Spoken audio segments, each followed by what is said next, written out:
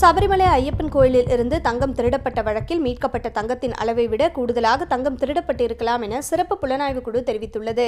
2019 சபரிமலை கோயிலில் உள்ள துவாரபாலகர் சிலைகளின் தங்க கவசங்களை பழுது பார்க்கும் பணி பெங்களூரைச் சேர்ந்த தொழிலதிபர் உன்னிகிருஷ்ணன் போத்தி என்பவரிடம் ஒப்படைக்கப்பட்டது.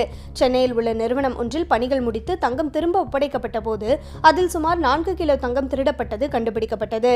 தங்கம் மாயமானது குறித்து கேரள உயர்நீதிமன்ற உத்தரவுப்படி சிறப்பு புலனாய்வு குழு விசாரணை நடத்தியது.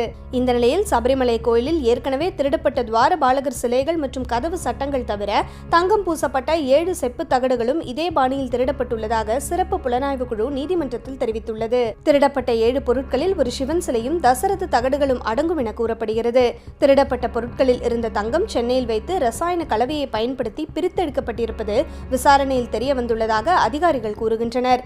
இவ்வழக்கில் குற்றவாளிகளாக சேர்க்கப்பட்டுள்ள சென்னையில் உள்ள சம்பந்தப்பட்ட நிறுவனத்தின் உரிமையாளர் பங்கஜ் பண்டாரி மற்றும் கர்நாடகாவை சேர்ந்த கோவர்தன் ரோடம் ஆகியோரிடம் திருடப்பட்ட தங்கம் இருப்பதாக சிறப்பு விசாரணை குழு தெரிவித்துள்ளது.